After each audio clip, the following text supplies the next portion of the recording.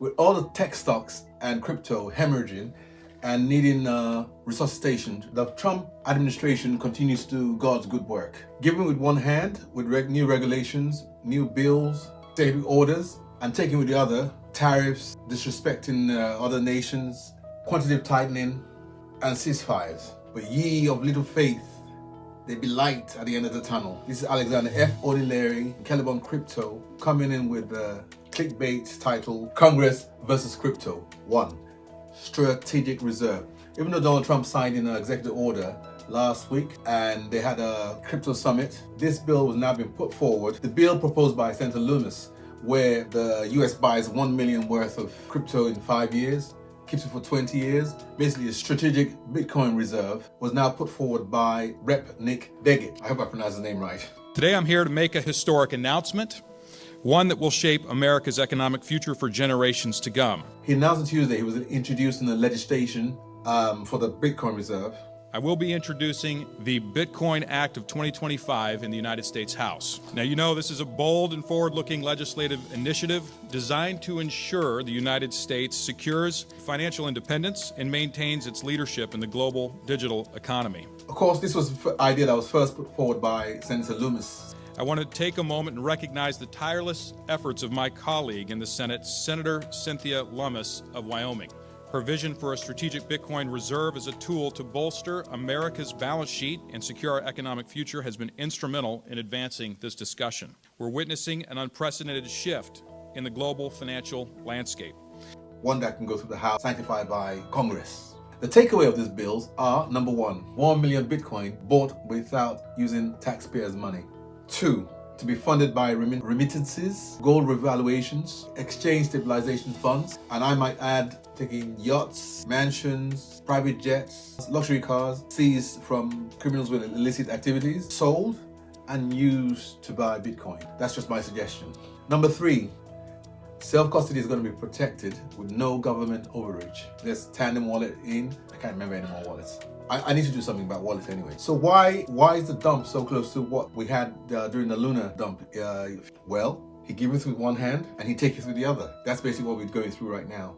Next came the DeFi broker rule, one which I almost missed. The online magazine DigWatch reported this one saying, the United States has voted 70-27 to return on an IRS rule that would have imposed new tax reporting requirements on decentralized finance, DeFi to you and me. The decision or the proposal is backed by both parties. It's bipartisan. I love saying that, bipartisan. Because they thought the rules of them having to report every single minutia of transaction was impossible in practical for decentralized exchanges to perform. I mean, they couldn't operate like a traditional financial institution. Those against the bill, such as Danny K. Davis from Illinois, seemed out of touch, and the reasoning was same old, is used for drugs, and fentanyl is used for this. What the hell is the dollar used for? So it says here, the House of Representatives voted overwhelmingly to roll back a last-minute cryptocurrency rule that was published just before Biden left in December. But thankfully, it's been rolled back quite early, 2 or 3 months after proposed, which would have devastated the American digital asset industry and American innovation by requiring those participating on decentralized finance to satisfy unworkable and burdensome reporting requirements, you see. So nobody wants to do that. The rule would have produced at least 8 billion new sets of paperwork for the IRS, which would have been like impossible to comply with. Later in the week, chaired by Tim Scott, came the Genius Act, the guiding and establishing national innovation for US stablecoin, Genius. This aims to establish like regulatory framework for stablecoins, and then was poised for a full vote in the House and Senate later on. According to crypto slayers Oluwapelumi Adejumo in his article titled US Senators Propose Bipartisan Stable Bill Opening Door to FDIC Insurance in USA. The bill classifies payment stablecoins classification as customer assets rather than belong to the issuer. Tim Scott opened the floor with this. Today's historic markup of the Genius Act and the Firm Act is proof that we are, in fact, delivering on our promises. The digital asset community, and more importantly, the American consumers, deserve clarity. For far too long, the absence of a regulatory framework has left consumers vulnerable and businesses in the dark. This uncertainty has also stifled innovation here at home in America. That changes today. The Genius Act is a bipartisan step forward in ensuring stablecoins are safe and reliable tools in the financial system. The Genius Act establishes common sense rules that require stablecoin issuers to maintain reserves backed one-to-one. This is about keeping innovation and opportunity on American soil rather than driving it overseas. Apparently, U.S. Senator Cynthia Lummis and Kristen Gillibrand unveiled a bipartisan legislation aiming at creating a clear regulatory framework for payment stablecoins. Mr. Warner, a Democrat, chimed in as well, because, they're doing it together. But there have been a lot of mischaracterizations today. We put criminal penalties in place, done a lot on foreign issuers. There's 30-odd changes that were made in the Manager's Amendment, and many of us were involved in that. And I'm going to be supporting the legislation. It's supposed to protect customers, enable innovation, promote U.S. dollar dominance around the world, while preserving a dual banking system. Of course, TradFi is not happy with this. Senator Bill Haggard, one of the bill's author, called the bill a critical first step in making the USK the world capital of stablecoins. Our staff have been working night and day on this. The discussion draft has been out since last October, and I'm more than willing to work with my colleagues on that market structure piece, but that should come next in order. However, Senator Elizabeth Warren went ham. She started with Russian, terrorists, fentanyl, nuclear materials. But listen to her, this is taken from Paul Barron Network. This bill will supercharge the financing of terrorism. Iran, North Korea, and Russia, international gangs, fentanyl, child pornography. She added again, money laundering, North Korea, child trafficking. 60% child pornographers and drug traffickers for Iran and North Korea are coming through stablecoin. And this time, she added child trafficking, money laundering, drugs, nuclear materials. Buy nuclear materials using dollar-backed stablecoins instead of dollars. And child trafficking again. Terrorists, fentanyl traffickers, child pornographers, cartels, terrorist organizations, and sanctions evaders. Which were, of course, all buyable with fiat currency before stablecoins came along. Having cut and slashed at the bill, she demurred and actually agreed. Speaking on the bill, Senator Cynthia Lummis said this. Machiavelli is not going to get raised from the dead to issue stablecoins so we can destroy our planet with drugs. I mean, this is ridiculous. The crypto queen, Senator Lummis there. Today, the CEO of Theta, Paolo Adiono, said he was excited at the prospect of the stablecoin bill coming to pass.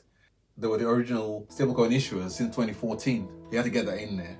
He told Bloomberg that the bill would unlock a lot of clarity for stablecoins. Ripple CEO Brad Garlinghouse, whose company Ripple launched their own stablecoin last December, RLUSD, also chipped in, even though they only have a market cap of 134 million right now, compared to Theta, the leader in the market, of 143 billion.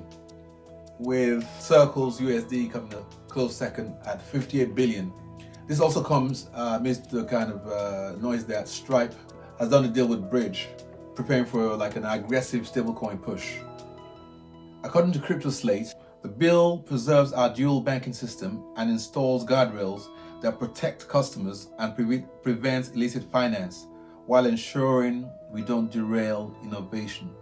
The US Deputy Secretary Adewale Adeyemo, I think Nigerian heritage there. He worked with BlackRock before, and he worked with Obama's foundation. Recently claimed that Russia was using USDT to circumnavigate the economic sanctions. What are the key takeaways of this bill? 1. Licensing and oversight. Stablecoin issues with a market cap of below 10 billion will be regulated at state level. Issuers over 10 billion will face direct regulation from the Federal Reserve and the OCC. Number 2, transparency and reserve standards. Issuers must provide monthly liquidity reports. Full transparency on reserve composition is going to be required to maintain trust and stability. Stablecoins must be backed by reserves held in US dollars, or they can be held in highly liquid assets on a one-to-one basis. Number 3, redemption and consumer protection.